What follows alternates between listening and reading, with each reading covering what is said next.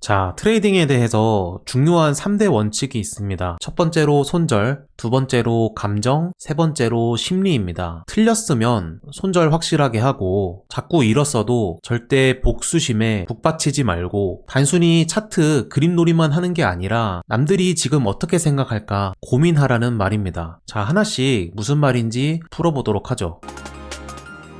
제가 한 달 만에 5만원으로 1억원 만든 적 있는 거 아시죠? 15만%였는데 사실 비현실적인 수익률이지만 가능했던 이유를 정리해보면서 이 노하우를 하나씩 풀면 와닿으실 것 같습니다. 좀 부끄럽지만 이거는 여러분들께 처음으로 공개하는 제 매매 일지였습니다. 지금 보이시는 것처럼 2018년도에 저는 처음으로 비트맥스 선물 거래를 시작했어요. 그래서 날짜가 나와 있고 그리고 그 당시 하루하루 잔고를 기록했으며 잔고가 어떻게 변화했는지, 수익과 손실률은 어땠는지, 총 수익금은 어땠는지, 그리고 최종 수익률은 어땠는지, 그리고 그날에 대해서 이제 생각이 나는 것들을 메모하면서 이렇게 거래를 했었습니다. 그래서 4월에 제가 처음 선물 거래를 시작했는데 15만%를 만든 게 6월부터 7월 사이였어요. 시작한 지 정말 안 되었을 때인데 그런 기록을 세웠던 게 지금 생각해도 제 자신이지만 대단했던 것 같아요. 그럼 어떻게 전세계 단타 1위라고 자부할 만큼의 성과를 냈을까? 사실 4월부터 두 달간 청산을 좀 당한 상태였죠. 지금 보시면 4월 17일에 처음 시작해서 5월 12일까지 이렇게 좀 수익을 내다가 결국에는 거의 청산을 당했고, 그리고 그 다음에는 입금하자마자 또 청산을 바로 당했죠. 그리고 또 청산을 당하고 이렇게 계속 청산을 당합니다. 입금하자마자 바로 다음날 청산 당한 적도 몇 번 있습니다. 이제 당시가 2018년도인데 이때 초부터 하락장이 시작돼서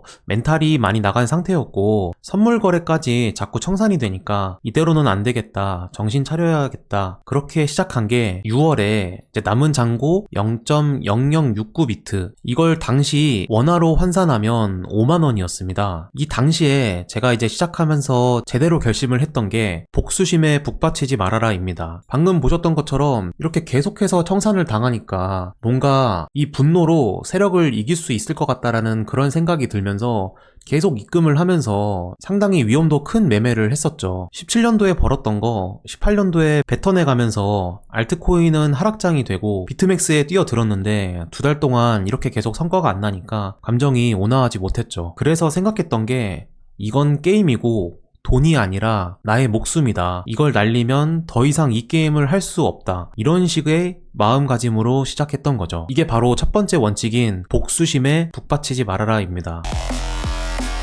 그렇게 트레이딩을 하니까 하루하루 잔고가 상승만 하는 겁니다. 물론 이때 손절을 정말 칼같이 했습니다. 여기서 원칙 두 번째가 나오죠. 선물은 버는 것보다 훨씬 중요한 게 잃지 않는 겁니다. 잃으면 두 가지가 무너지는데 하나는 복구하기 위한 수익률이 더 필요하다는 것이고 또 하나는 멘탈이 무너지기 시작한다는 거죠. 그래서 이 두 가지가 다음 트레이딩에 굉장히 큰 영향을 주기 때문에 어느 정도의 선을 정해놓고 절대로 그 이상은 잃지 않도록 관리해야 한다는 겁니다. 지금 보시는 이 표가 제가 15만% 만든 그 매매 내역에 대해서 엑셀로 정리했던 그 자료인데 이 당시에 제가 가장 큰 손절을 한 게 아래에 쭉 보시면 이날이었습니다. 마이너스 1.83%인데 레버리지를 제외한 비트코인의 변동률을 나타낸 겁니다. 여기서 저는 교차 100배를 사용했기 때문에 마이너스 183%가 저의 가장 큰 손절이었습니다. 그래서 제가 추천하는 건 진짜 최대 마이너스 2%는 넘지 않도록 반드시 손절을 하는 것을 추천드려요. 이렇게 절대 기준을 세우고 손절을 계속 연습해야 합니다. 손실 복구율 표에 대해서 간단히 말씀드리면 내가 어느 정도 손실을 봤을 때 그것을 복구하기 위한 수익률이 얼마나 필요하냐, 이걸 나타내는 겁니다. 내가 만약에 마이너스 2%를 손절하게 되면 2.04%만 수익을 내면 원금이 되는 거죠. 근데 여기서 보시면 복구해야 하는 이 수익률이 훨씬 빠르게 증가를 하는데, 예를 들어 마이너스 10% 정도를 내가 만약에 손절을 했다. 이거에 대해서 복구를 하기 위해서는 11.11%까지 수익률을 내야 원금이 복구되는 겁니다. 만약에 내가 반토막이 났다. 그러면 내가 예를 들어서 100만원으로 시작해서 50만원이 됐다면 이게 다시 100만원이 되기 위해서는 50만원만큼 다시 수익을 내야 100만원이 되는 거죠. 그게 바로 여기입니다. 마이너스 50%일 경우에는 100%의 수익률을 내야, 즉 원금의 2배를 내야 다시 원금이 된다는 거죠. 그래서 이미 반토막까지 나면 상당히 멘탈이 흔들리고 아마 뇌동매매가 시작될 겁니다. 뭐 청산 당하면 9,900%라는 수익이 필요해지니까 사실상 청산은 절대 당하면 안 되겠죠. 그래서 이 두 번째 원칙은 틀렸으면 무조건 손절하자.